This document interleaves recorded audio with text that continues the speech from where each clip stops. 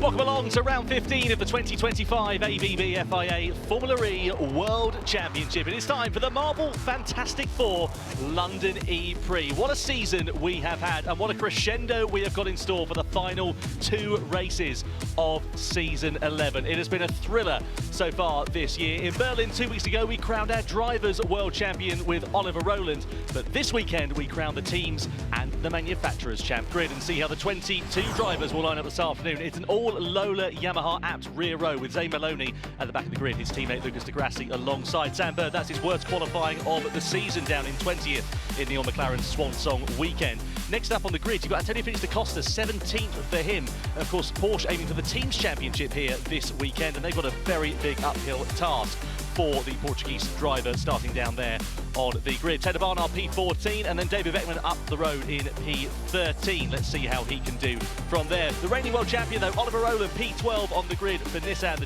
the championship leader of course, and no one else will be able to touch him this weekend. Jake Dennis just outside in 11th position. And now we look at the top 10 on the grid. Nico Müller, only his third top 10 start of 2025 for the Andretti team. Alongside him on that row of the grid is Edo Mortara. That's his best starting position in London in 6 attempts here for the Mahindra team. They look pretty strong this weekend. Jake Hughes, likewise for him, his previous best was 15th on the grid last year, but he was with Neil McLaren. Now he's with Maserati. An all Maserati row 4 with Stoffel Vandoorne lining up alongside him in the number 2 machine. Next up then you've got Maximilian Günther, starts P6 for the 6th time in season 11. And Nyck Cassidy, he burned up his tyres in qualifying. He was frustrated and started P5 on the grid for Jaguar TCS Racing. Meanwhile, Dan Ticktum matches his best ever starting position in London with P4, but it's Pascal Wehrlein who'll be spearheading Porsche's charge from 3rd as they aim for the teams and the manufacturers championships here this weekend. The front row of the grid is occupied by this man, Nyck de Vries, his 4th ever front row start in his Formula E career. He finished on the podium here back in 2022, and it's pole position for Mitch Evans, a 3rd Jaguar pole of the season. Evans 4th in London, and they're now within 3 points of DS Penske in the teams championships as well. There is the team championships confirmation that you can see. We've got an advantage for the Tag Heuer Porsche team of 20 cars made it out of the group stages of qualifying. They are having a tough time here this weekend, and they can't really put their finger on why.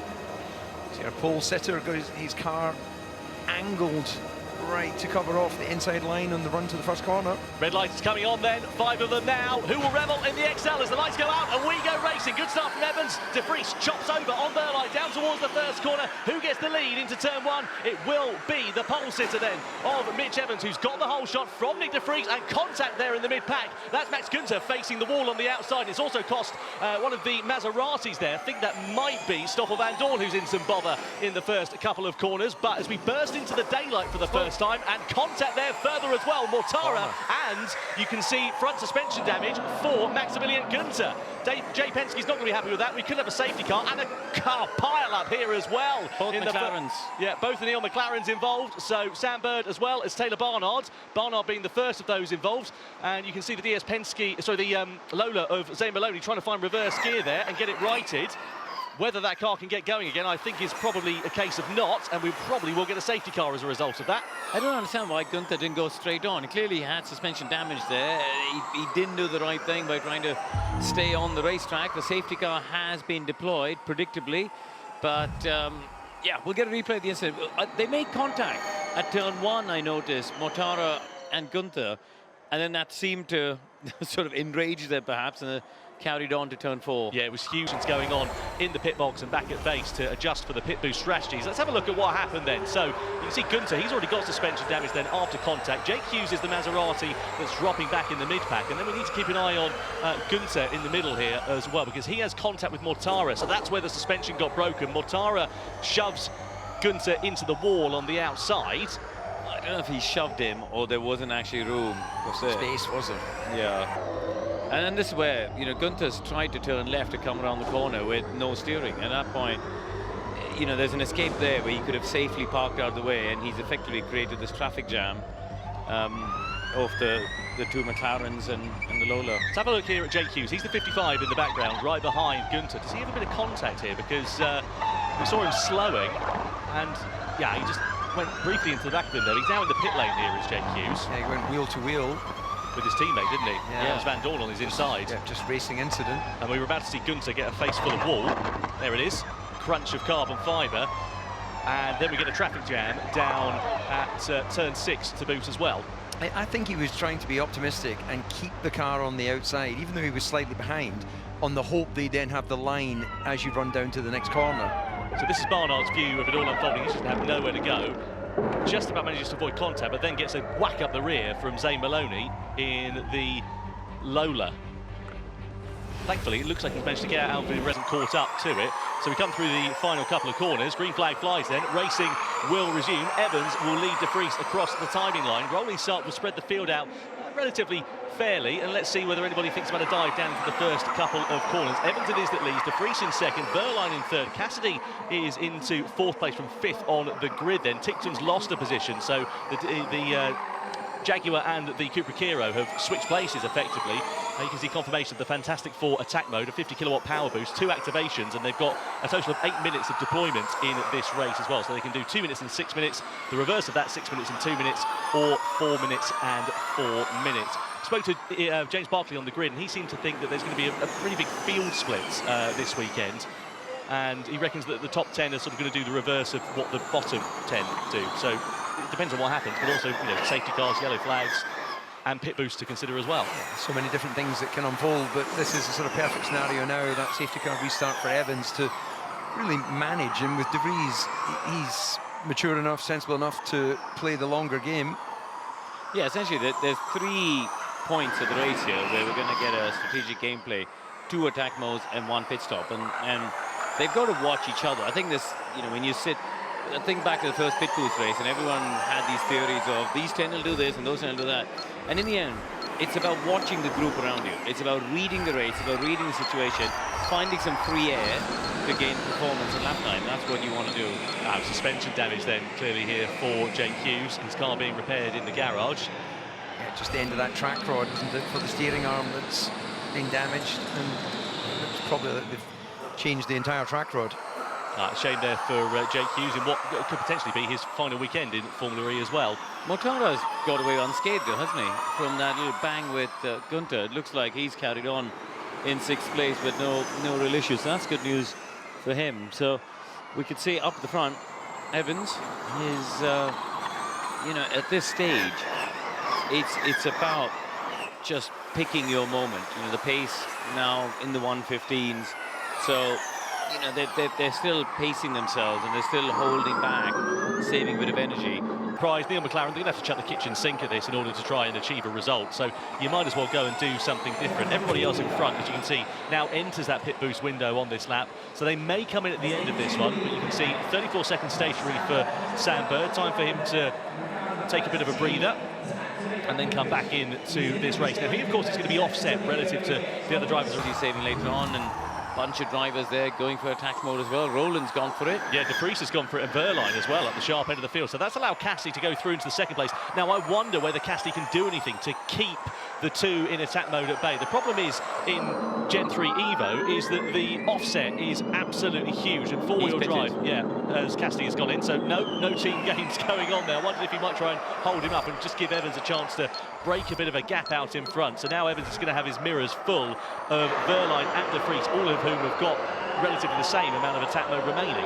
Yeah, so stick with us. The order is going to get jumbled up quite a lot at this stage, but in 3 or 4 laps, it'll all shake itself out again as the drivers all pit and get their boost. So look for the green lightning bolt. Oh, challenge for the lead. Yeah, De Vries goes for it, down into the custom house chicane, makes the move stick. Evans now sits in the middle of an attack mode sandwich, as it were. We come through the exits of that chicane and come down in towards turn 14.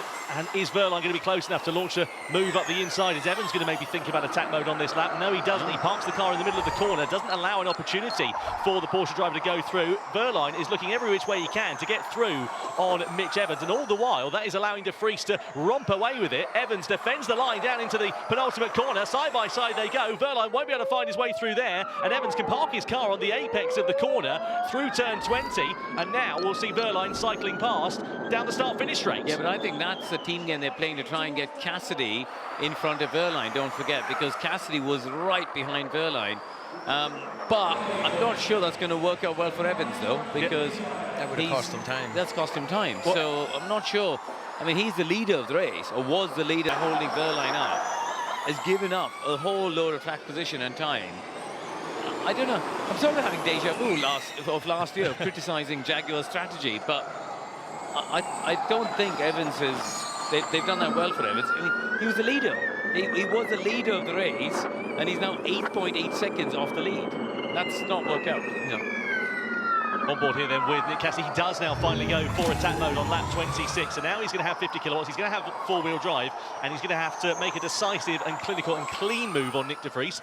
I don't mean to sound disparaging against Nyck de Vries, but we have seen a couple of robust attempts at defending. I'll get the teeth back in eventually this season. So let's see what Nyck Cassidy can do. Out of the final corner we go, and across the timing line here. Yeah, he's gone for the fantastic 4 attack mode. Let's see if he can fly by like a human torch. I was going to use that one later. Yeah, well, you know, lose you lose. Yeah, it's quite. You know, superhero, Tom. You've got to get there first. It's clobbering time here then for Nyck Cassidy. He's right on the back of Nyck de Vries. We come through this first sector. This is going to be surely easy pickings as we come onto the straight then and head towards the chicane. De Vries is going to try to defend this one, but I don't think he's going to have anything to offset the extra power and all-wheel drive. Look at that, a late lunge and defensive move there for de Vries. Forces Cassidy to the outside as we come into the chicane. Cassidy has to live to fight another day. On the exit of the corner and maybe into turn 16, he can think about a move going through there, but we know that de Vries is going to try and defend that line as much as he possibly can. Over the crest of the hill, into the braking zone we go. De Vries holds station for now. Yeah, he's looking to try and do a little bit of a reposition here, cut back, and when they were defending that inside line over the jump, it looks like they get a lot more air. Here we go. Oh, into the penultimate corner. De Vries again defending this one as if his life depends on it. Through into the penultimate and then the final corner we go. Across the timing line. Can de Vries do anything? I don't think he can. Nyck Cassidy comes across the timing line and takes the lead of the race at the start of lap 37. It is now Jaguar TCS Racing in front once again. Can they get 3 consecutive wins in Formula E? They're in a prime position to do so. Cassidy with 1 more attack mode deployment remaining. Now a clear track in front of him. This surely is going on there. You can see there's some discussions going on with the team and trying to work out what the best course of action is here. They should box him. They really... Oh, big late lunge of defence there for Edoardo Mortara down the back straight against Jake Dennis. Not the first time he's had to deal with the Mahindra making a late chop over. Thankfully, this one doesn't end in tears. Out of the chicane we go. Dennis has to fight another day. Oh, looks for it into turn 16. Can he make it stick into there? Mortara, squirrely up the inside. That's a lunge. Can he get it stopped? Yes, fantastic. Jake Dennis moves ahead of Edoardo Mortara for 9th. Yeah, that was brave. The frustration was building. It's palpable, that one there, wasn't it? Look at Tictum now on Jake Dennis. Oh, it spins Mitch Evans round. There's contact at the penultimate corner. Deary me, it's all kicking off here on lap 31, and Evans just about rejoins okay, but Frijns there has to take evasive action through the final couple of corners as well, and now you've got Oliver Rowland having a bit of a skirmish and a battle. That's with Nico Muller for position. Yeah, I wonder, if Tictum would get a penalty for that. I don't think there was any, malice or bad intent. It was just circumstance of his own battle then came together with the back of Evans. Track is clear now at turn 19, so Evans has been able to get going, and that's not good there for Jaguar. I wonder whether the stewards are going to be taking a look at that one. Yeah, and that wing is somehow staying attached to the car. Maloney's in the pits as well, so difficult weekend, goes from bad to worse for the Lowly Yamaha App team. A penalty for Lucas de Grassi, and pit stop then for Zane Maloney. Yeah, I'll tell you what, the early pit stops for Vandoorne, Bird, has worked out really well. They're in the top 5, and they've started way down, so that strategy worked really well for them by rolling the dice and gambling on the early stop. Yeah, 1 attack mode left there for Sam Bird, so it's an opportunity as we see the Porsche team preparing, and look at the bottleneck it's caused. It's really cost the drivers behind. You've got Nato in there, Da Costa in there as well, of course, and now he comes into the pits finally, Frijns, and it all releases it, and it's now all going to kick off down the start-finish straight. Frijns defends. On the inside is Nico Muller. Can he take position without any contact? Can't take position and does just about manage to avoid contact. Meanwhile, at the front, Nyck Cassidy's gone in for his final attack mode deployment, and he's 2.5 seconds up the road from Nyck de Vries, even after taking that longer route around turn 16. So it's going well there for him. Keep an eye out, though, for Pascal Wehrlein, because he's still got one attack mode remaining. Got a double yellow down at turn 9, and that's Stoffel Vandoorne that's coming to the bother, and Dan Ticktum as well has met the barrier. What a shame for Dan Ticktum. He's been in the wars over the last couple of laps, and the British driver in his home race, that's going to bring out a safety car here at a very minimum. And look at all these drivers that are in attack mode, including Pascal Wehrlein, who's just gone into it. That car's not getting recovered anytime soon. If the safety car does come out, which it now does, that's going to ruin about 7 or 8 drivers' races. Yeah, this could run right to the end of this race. Get our ducks in a row. So we're coming down in towards the right-hander. He dives to the inside. Does he just outbrake himself? We didn't see. Like it. Yeah, we didn't see what happened. It sounded like there was a bit of connection with. Yeah, got the lock up. He's dived brave and then not managed to stop the car. Yeah, well, redefining racing on the Halo. That was redefining crashing, unfortunately, there for Dan Ticktum. And unfortunately, the Cupra Kiro driver out of Cassidy, beg your pardon, has gone early. So out of the final sector we go, in towards turns 19 and 20, and that 35 out of 37. The race is going to resume with Nick Cassidy at the helm from Nyck de Vries. Everybody down to Edoardo Mortara has got no attack mode now remaining. So let's see how this one is going to play out. Across the timeline we go, confirmation, 1 added lap. So 37 up to now 38 laps. And it is an all-out sprint to the checkered flag for victory of round 15 here. Cassidy it is that holds the advantage on the start of this opening lap. De Vries keeping him within sight, though. A bit of strong collie, strong race for De Vries. And then we've spoken about Cassidy has definitely been given the advantage within the team, but he's trying to put himself out of a lunge position, well, this as in getting lunged. This will be great, actually, for Mahindra in terms of the team's championship. They are just 1 point adrift of Neon McLaren. McLaren set to possibly only score 1 or 2, maybe 3 points with Sam Bird in 8th position at the moment. So this would be great for them because it would leapfrog them ahead of that outfit. Of course, and the team's championship is all important for financial elements in future seasons as well. Frijns then does go for his final attack mode. 2 minutes remaining here for Frijns. What can he do with it? Right, and the others have gone for it as well. Buemi, Roland, Beckman, Degrassi, they've all gone for it. So let's see how much they can cycle through. The trouble is, as you said, Tom, everyone's now sprinting to the line because energy is no longer really an issue. So when everyone's pace is up, it's harder to capitalize on having that attack mode. But Frijns has managed to get ahead of Nato. Sebastian Buemi, what can he do though? What about Roland as well? He's got 50 seconds of attack mode remaining, and now he's looking for a way through on Mitch Evans. Oh, into the barrier there's gone. Nico Müller.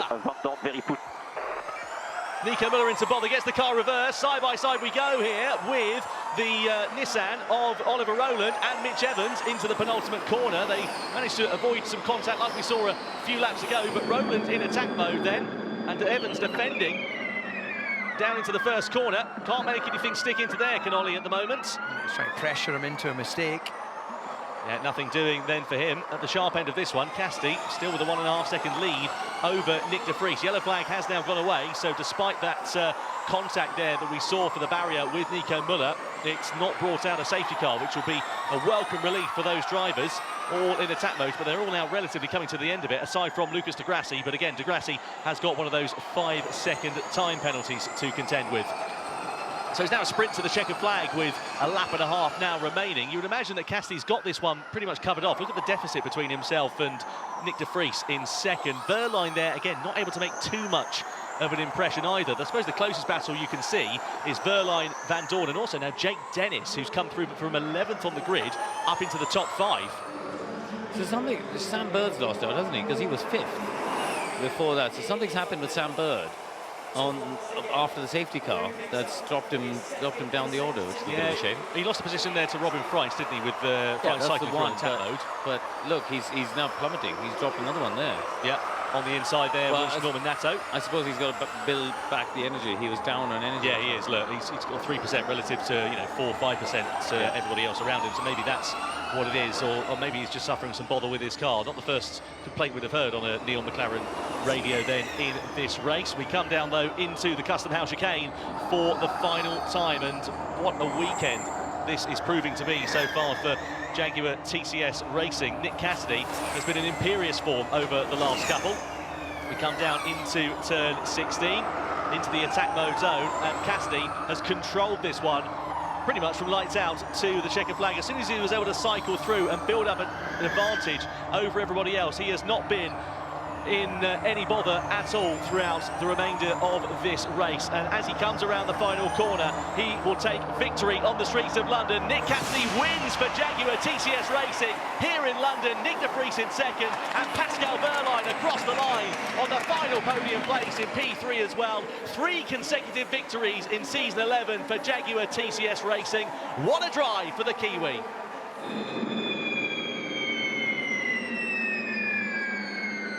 Let's try and talk to him, Tom. Nyck, it's Karun up in the commentary box. A fantastic result. I just heard you saying to the team, it's been an honour to drive for them. Your last weekend with Jaguar, and you've rewarded them with a victory. Oh, hey, Karun. Man, it's to be honest, not sunk in right now. I'm sure I'm going to get out of the car and scream and be super happy, but... Once more to Nyck Cassidy. Well, first of all, actually, the FIA medal presented by Malcolm Wilson, I beg your pardon, the FIA Deputy President.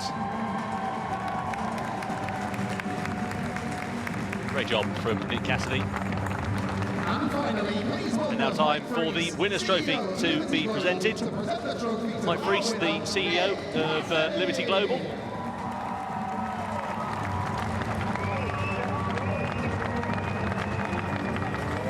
Well, what a drive for Nyck Cassidy. You can guarantee Taylor Swift will be playing on the podium after this one, because that was a love story. Great job from Cassidy. He'll be delighted with that as the champagne shower begins here in London for round 15. And the best opportunity for that team to close the gap down in the team championship, and they are taking full advantage.